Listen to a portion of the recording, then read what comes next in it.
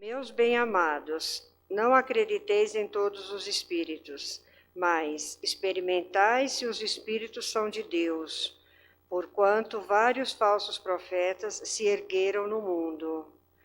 São João, 1ª Epístola, capítulo 4, versículo 1.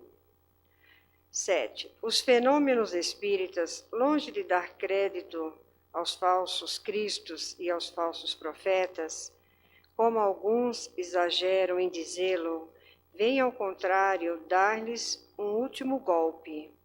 Não peçais ao Espiritismo milagres, nem prodígios, porquanto declara ele formalmente que não os produz, como a física, a química e a astronomia e a geologia vieram revelar as leis do mundo material.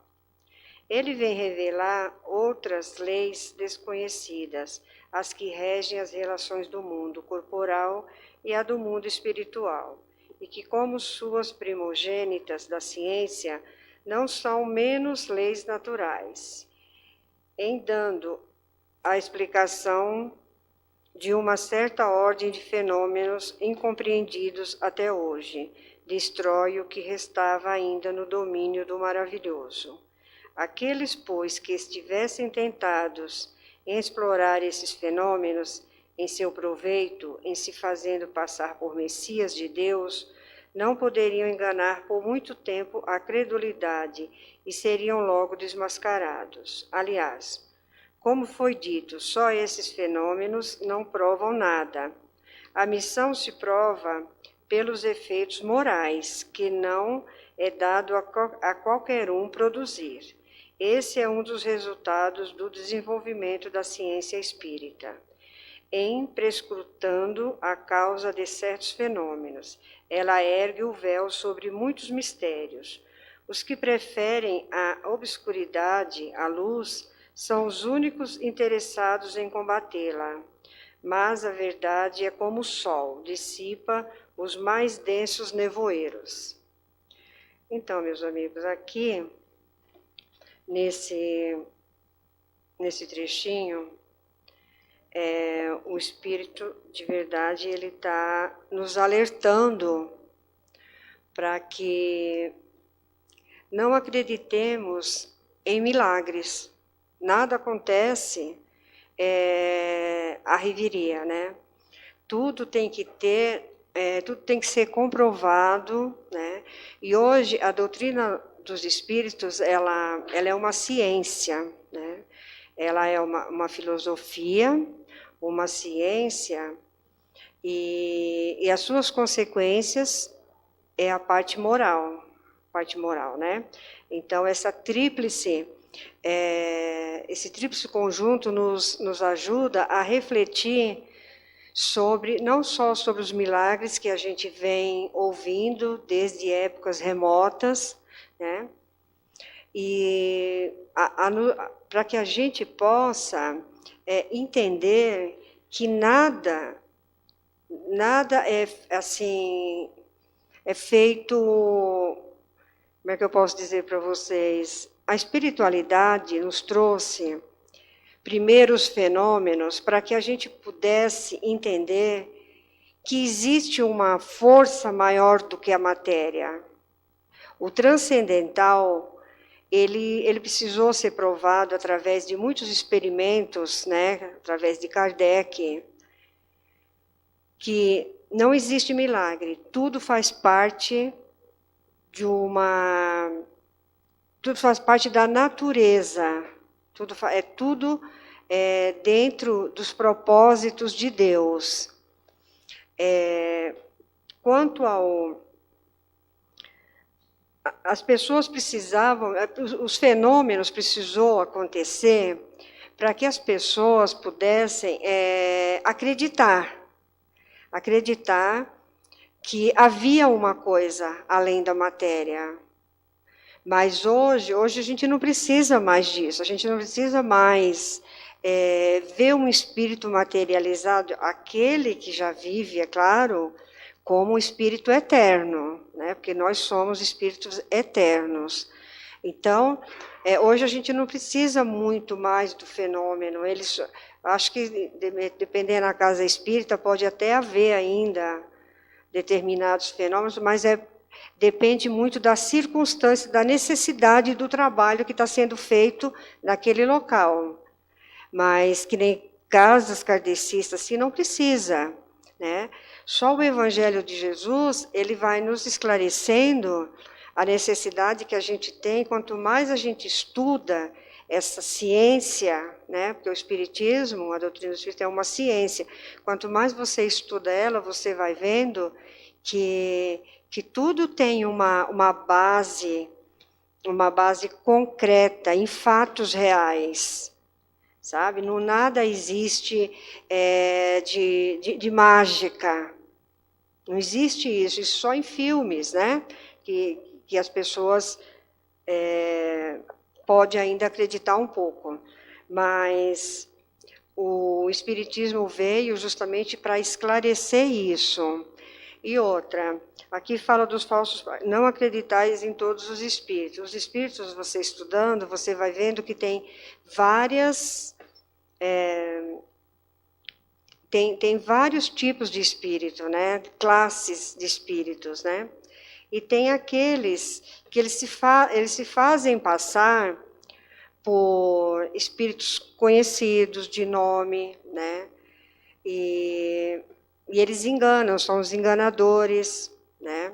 Então a gente tem que tomar muito cuidado, e quando a gente falar com uma pessoa que tiver, vamos dizer, incorporada, a gente tem que prestar muito atenção o que está sendo dito, porque o espírito elevado, de muita luz, ele fala pouco e o essencial que você precisa. Ele não vai fazer adivinhação para você, ele não vai trazer namorado para você, ele não vai arrumar emprego para você, porque nós estamos aqui para a gente conseguir isso através do nosso suor. Você entendeu? A gente não vai num centro espírita em busca de que um espírito possa fazer por mim aquilo que tem que ser feito, o que eu acho que tem que ser feito. Nós temos que estudar para entender que tudo depende do nosso mérito, tudo depende da gente, né? Nós que temos que desenvolver as nossas potencialidades em tudo, no trabalho, né? Na nossa religião, dentro da nossa casa, dentro de algum grupo. Então, nós que temos que crescer espiritualmente, para a gente conseguir nessa já ir se libertando de determinadas amarras que a gente vem do passado trazendo, né? Então, quando Jesus fala dos falsos profetas, não a gente vê, de vez em quando, na televisão, um lá vestido de Jesus, peregrinando por aí, dizendo que é ele. Mas não é só nesse sentido. É em vários sentidos que ele falou que a gente tem que tomar cuidado com a hipocrisia, com a mentira. A gente tem que saber discernir o bem do mal, né? Um espírito que nem o Dr. Bezerra de Menezes, quando ele vem, a humildade dele é tão grande, né? Ele não quer mais que chame ele de Dr. Bezerra, é o amigo Bezerra, né?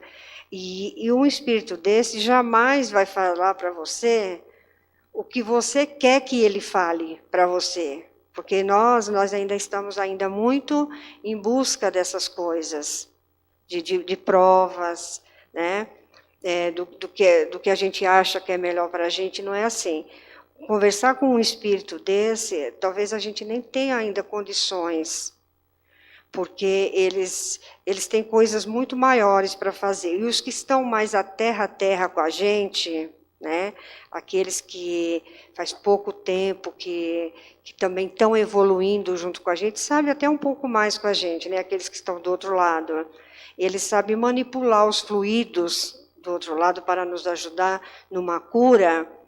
Mas é o seguinte, para ele fazer essa manipulação de fluido para te ajudar, para te curar, você tem que acreditar. Porque se você não acreditar, Você não vai conseguir a cura. Quando Jesus chamava a pessoa, o que queres que eu faça? Você entendeu? Aí ele falava, eu quero que me cure. Por quê? Porque ele já estava em condições de receber aquela cura. Então, quando a gente entra no centro espírita, no templo que for, eu falo a gente porque a gente está sempre aqui. A gente tem que ter certeza do que a gente vai pedir. E quando a gente estiver levando os nossos pensamentos a Deus e a Jesus, a gente tem que pensar assim, Senhor, o que queres que eu faça? A gente tem que perguntar para a gente mesmo, o que queres que eu faça? Então, ele quer o quê? Que a gente mude de comportamento. O nosso comportamento tem que mudar para a gente receber as benécias que a espiritualidade maior traz para a gente. Enquanto a gente tiver pegado ainda a buscar o fenômeno para agradar talvez os nossos prazeres, né, imediatista, enquanto a gente estiver nessa busca, a gente ainda vai estar procurando os falsos profetas. Eu não vou naquela casa porque lá tem um médium assim que eu não confio, vou no outro porque lá o outro vai conseguir o milagre para mim. Então a gente tem que tomar cuidado com isso, né? Ter discernimento, pedir com vontade, pedir sempre agradecer. A gente tem mais é que agradecer a Deus de estar aqui. Quanto mais a gente agradece que está aqui, mais a cura vem. Ela vem assim, automático. Por quê? Porque você já está, através desses conhecimentos aqui, poucos esclarecimentos, mas alguma coisa fica no nosso ser já. O nosso ser já capta, o nosso espírito, já vai captando esses esclarecimentos do Evangelho com muito mais, com muito mais razão. Nós temos que usar a razão para poder a gente liberar através da emoção, que é o amor, que todos os livros, o resumo de todos os livros é o amor. É se amar, é amar o inimigo, é amar as pessoas que estão dentro de casa, né? É essa busca que a gente tem que fazer. Não podemos ficar correndo atrás dos falsos profetas que vai nos dizer o que a gente quer, porque não é por aí que a gente vai conseguir se libertar do homem velho. Né? O homem velho é aquele daquelas muitas reencarnações que ficou lá atrás. Nós temos que pensar assim, a partir de hoje, a gente vai se tornar cada vez melhor, mas a gente tem que mudar, em primeiro lugar, dentro da gente, e buscando conhecimento.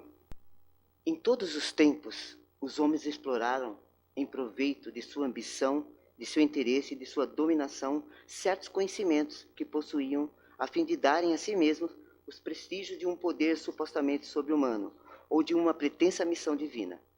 Estão aí os falsos cristos e os falsos profetas. A difusão dos conhecimentos lhe aniquila o crédito. Por isso, o número deles diminui à medida que os homens se esclarecem. Como você se blinda contra os falsos profetas e os falsos cristos que hão de vir? Aprendendo, estudando e usando o coração mais do que a razão. Com a razão, você vai estudar para evitar que pessoas que saibam mais que você deturpem as palavras e possam usá-las contra você na ignorância que você não tem sobre aquele assunto. E aí, o que vocês têm que fazer? Usar o coração. Porque tudo que a gente precisa, todo o nosso conhecimento, Deus colocou dentro da gente. Quando a gente fica em silêncio, a gente se separa de toda essa turbulência que é aí fora. Quando meditamos em silêncio, a gente pode conversar com Deus em silêncio. E aí podemos refletir. Porque olha só como está o mundo nessa urgência de transição do planeta. Então, você liga uma televisão, você não tem como escapar. Você não assiste mais um programa que vai te dar alegria. Tudo é só notícias ruins, notícias ruins, notícias ruins. E falsos profetas fazendo milagres, não sei o que lá.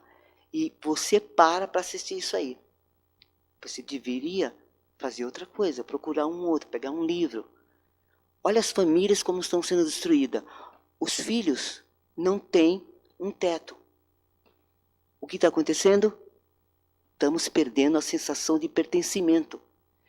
Lembra, sensação de pertencimento não é posse. Posse é você é meu. A sensação de pertencimento é eu pertenço a você, a um amor, a um Deus. Nós, todos na humanidade, estamos carentes de Deus.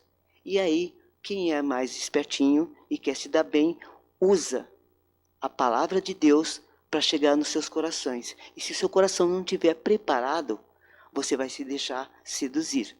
Então, sempre use o coração e o silêncio para se blindar contra os falsos profetas e os falsos cristos que ainda hão de vir.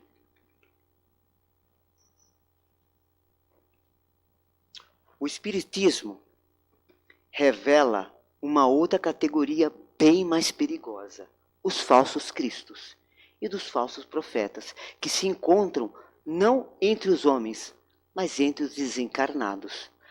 A dos espíritos enganadores, hipócritas, orgulhosos e pseudo-sábios, que da terra passaram para a erraticidade e se adornam com nomes veneráveis, para procurar graças à máscara com a qual se cobre, recomendar ideias, frequentemente as mais bizarras e as mais absurdas. Então, tudo aquilo que você se sentir desconfortável, feche o seu ouvido, silencie o seu coração, porque a sabedoria está em você. Então, por mais que você estude, lembra, o teu coração é o teu guia, pois é lá que está a voz de Deus. Antes que as relações mediúnicas fossem conhecidas, eles exerciam sua ação de maneira menos ostensiva, pela inspiração, pela mediunidade inconsciente, audiente ou falante.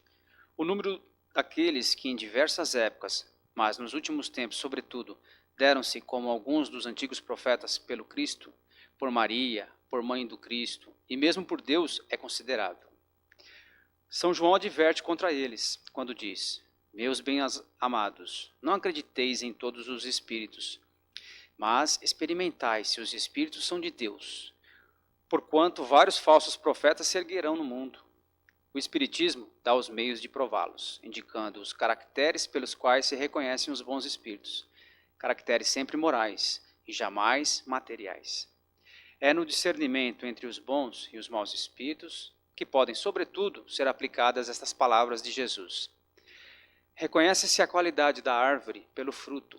Uma boa árvore não pode produzir maus frutos, e uma árvore má não pode produzir bons frutos. Julgam-se os espíritos pela qualidade de suas obras, como uma árvore pela qualidade dos seus frutos. Então, como os nossos amigos já disseram aqui, o conhecimento espírita, ele nos trouxe a chave do entendimento de muitos fenômenos. Então, tudo aquilo que a gente considerava milagre, né, que foi escrito em várias passagens bíblicas, na verdade eram fenômenos desconhecidos. E o Espiritismo trouxe, então, o entendimento disso. E com esse entendimento, tudo aquilo que a gente achava que era milagre, na verdade eram coisas que a gente não tinha entendimento para aquilo.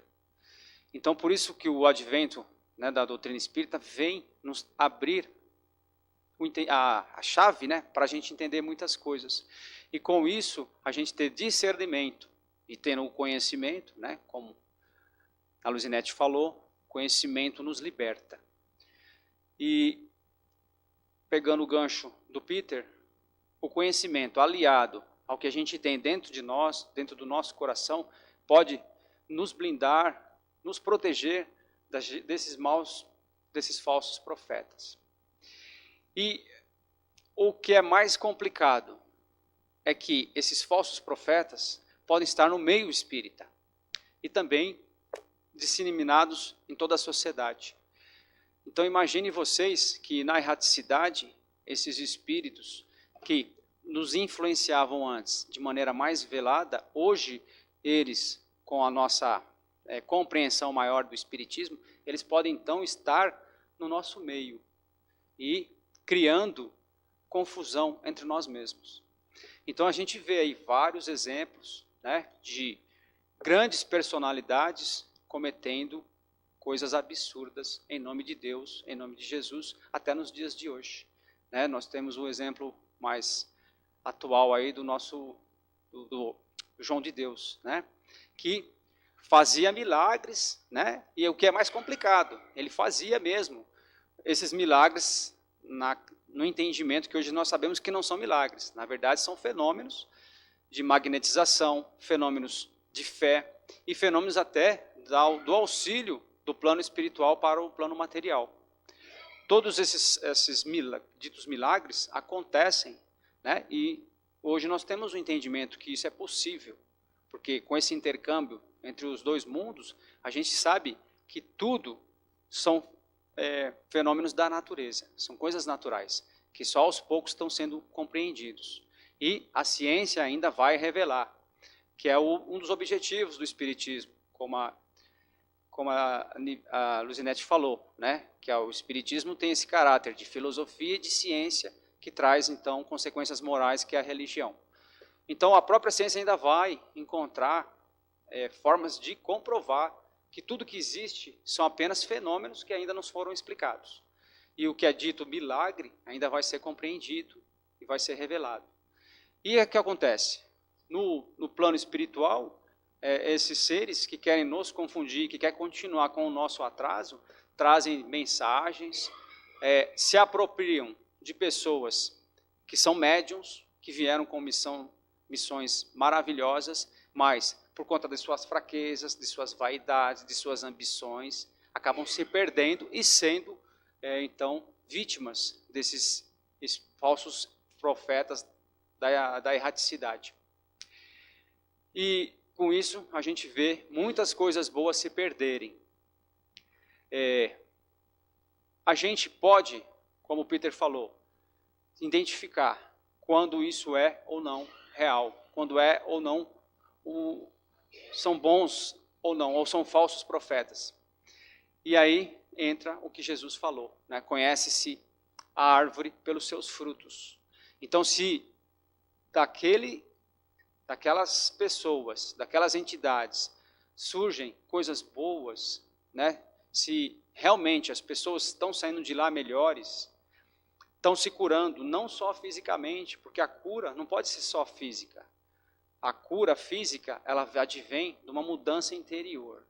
Vem de um merecimento que você tem que buscar pelos seus próprios méritos. Se você tiver mérito, se você tiver esforço e tiver fé, Deus vai conceder a sua cura.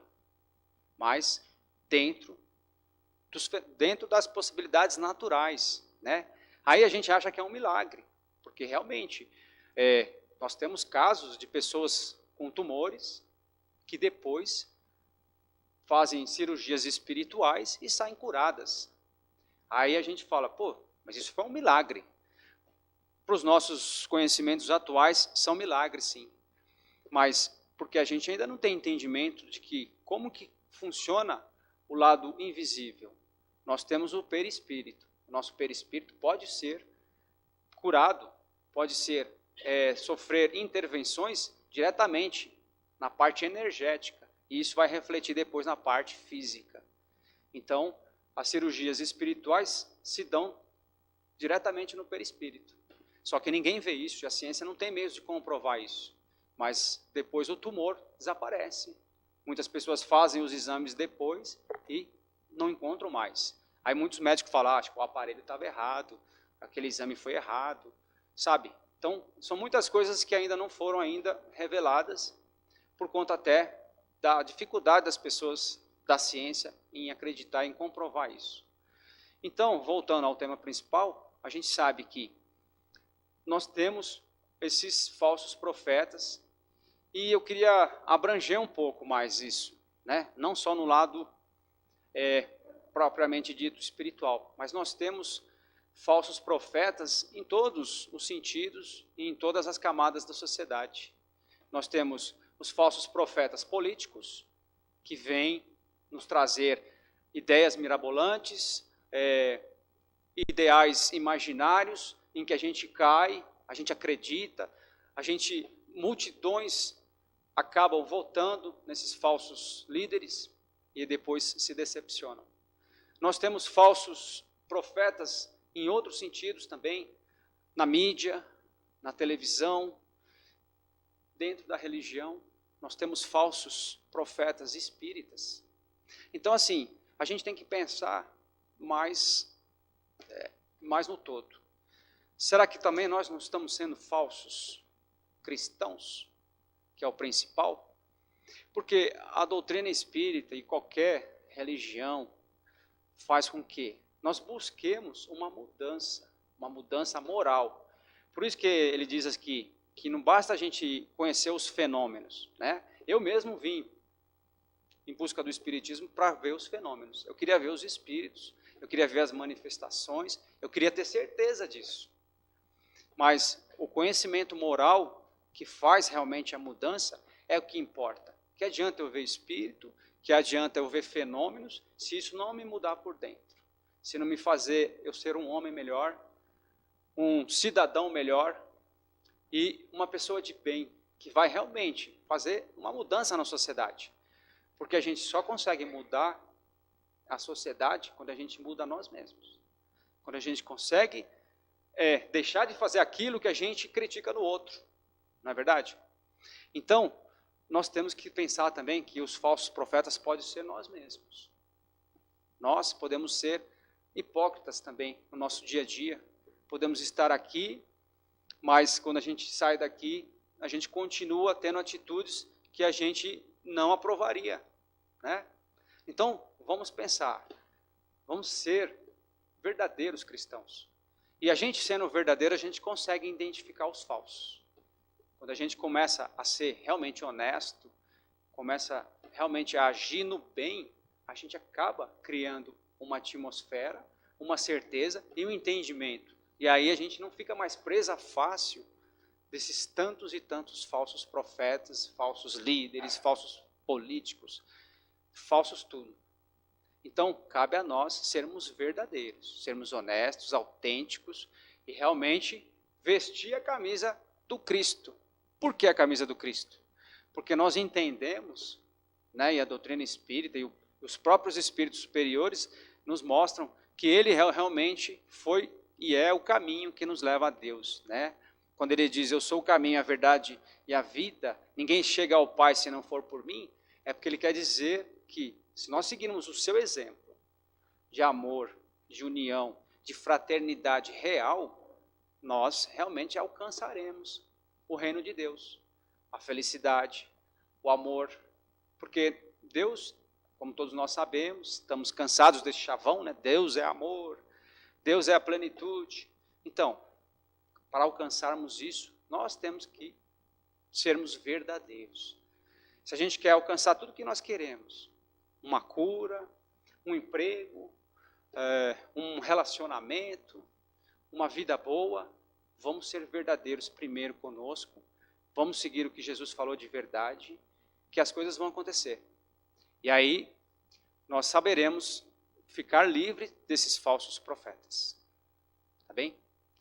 A mensagem de hoje era essa, para que a gente consiga, de fato, entender quem são esses falsos profetas, o que são as falsas religiões, instituições em todos os níveis, e como nós podemos ser verdadeiros, autênticos e verdadeiros cristãos. Tá bem? E, para a gente continuar, como hoje é o Evangelho, né? Hoje nós fazemos o tratamento de cura, vamos fazer então o mesmo exercício, a mesma prática que nós fazemos no nosso lar, quando a gente faz o Evangelho no lar, tá? Para quem não conhece a dinâmica, quem está vindo à casa pela primeira vez, o Evangelho no lar é realmente uma das coisas mais maravilhosas que a gente tem na doutrina espírita. Porque assim, ela não é um ritual, e sim uma prática que faz com que nós nos harmonizemos e busquemos, junto à espiritualidade amiga, um ponto de união, onde eles nos enviam as energias salutares para que a gente entre em equilíbrio físico, espiritual e mental, e que a gente possa espalhar isso para os nossos ambientes domésticos, entre nossos familiares, entre os nossos vizinhos, e sair bem melhor. E fazendo isso semanalmente, né, que essa é uma prática que a gente recomenda que se faça toda semana, vocês escolhendo um dia na semana para fazê-lo, no mesmo horário, vocês vão estar sempre atraindo os bons espíritos, aqueles nossos parentes que já se foram, que já estão numa boa situação, para que continuam nos assistindo, e os nossos espíritos guias. Então eles estarão sempre aparecendo, surgindo, vindo, né, quando são convidados, naquele mesmo dia da semana, no mesmo horário. E ao ler o Evangelho, que são as máximas, né, são as prédicas do Cristo, a gente está sempre aprendendo como se comportar moralmente. E existe que, como nós vimos, os exemplos citados, a gente acaba com essa prática nos transformando. E vendo que os exemplos que Jesus trouxe há 2000 anos são muito atuais, nunca envelhecem, porque a gente ainda não aprendeu a amar. Então vamos fechar os nossos olhos.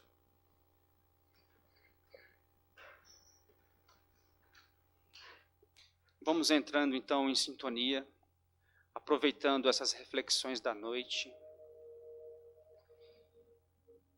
respirando fundo.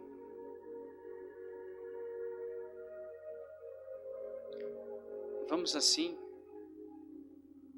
aproveitar essa companhia maravilhosa desses nossos irmãos espirituais que aqui se encontram, para que juntos criemos uma egrégora de amor, para que juntos nós não pensemos mais que somos João, Maria ou Antônio, mas que somos todos irmãos e irmãs, unidos no mesmo pensamento, um pensamento que fortaleça a nossa fé, que fortaleça nosso amor uns pelos outros, e que esse amor se expanda cada vez mais. E com essa sintonia e essa vibração de amor, vamos mentalmente flutuando neste ambiente. Vamos imaginar que estamos saindo dos nossos corpos físicos e flutuando por esse ambiente, sabendo que estamos aqui com muitos irmãos queridos. Vamos juntos nesse passeio maravilhoso, indo em direção aos nossos lares. Vamos pensar naqueles que lá ficaram, na nossa mãezinha, no nosso pai, na nossa filha ou filho, nos nossos irmãos, nos nossos parentes, lembrando deles com carinho. Vamos pensar que eles também estão recebendo essa energia maravilhosa. Vamos lembrar também dos nossos queridos amigos, daqueles vizinhos que moram do nosso lado e até daqueles que a gente não se dá muito bem. Vamos pensar neles também e enviar um abraço, uma palavra de conforto, espalhando essa energia do bem. Vamos assim pedir que essa energia que se expande cada vez mais, numa cor violeta, que é a cor da amizade, que ela possa encontrar abrigo em todas as partes líquidas que nós temos em casa, no nosso filtro, na nossa caixa d'água, nos recipientes que é onde encontram-se água potável, para que ela receba esses fluidos benéficos e assim todos se beneficiarem desse amor em forma de energia. vamos fortalecer mais ainda nosso poder mental e vamos tentar fazer com que esse foco de luz que partiu daqui e foi para os nossos lares se expanda cada vez mais, como se fosse uma luz ganhando mais e mais força, se acendendo, virando um farol. E esse farol se iluminando, ilumine também toda a nossa nação brasileira. Que essa luz se expanda por todos os nossos governantes, aqueles que hoje estão assumindo esse papel, que é um papel muito difícil. Que eles possam receber essa luz, para que não se esqueçam de suas obrigações, para com todos aqueles que estão à mercê das suas decisões. E que essa luz chegue, então, ao nosso governante maior, aqui na Terra, aqui no nosso Brasil. E que ele também saiba que acima de chavões, acima de ideias, existe realmente um poder maior. Esse poder de Deus, esse sim, infalível, que não comete injustiças. E é com esse poder maior que nós pedimos que Jesus, que é o nosso governador verdadeiro, esse sim, em que podemos confiar plenamente, possa abençoar todo o nosso planeta, para que consigamos juntos atravessar esse período de transição e que todos nós que aqui estamos possamos fazer parte dessa humanidade renovada. E agora vamos retornando lentamente, com essa alegria dentro de nós,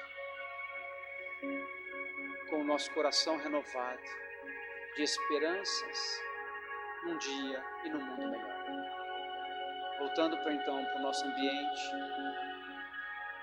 vamos então pedir para que nós individualmente saiamos com essa luz que iluminou o nosso coração, que permaneça conosco, para que cada dia nos melhoremos mais e mais. Então, encerramos, agradecidos por todas as benesses que aqui foram trazidas e que ainda se encontram entre nós.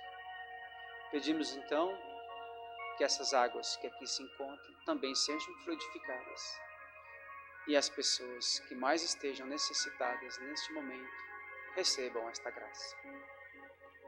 E assim encerramos, agradecidos ao nosso Mestre Jesus por aqui estar presente com os seus enviados e a todos nós que estamos em busca do caminho que nos leva e nos conduz ao Criador. Que assim seja.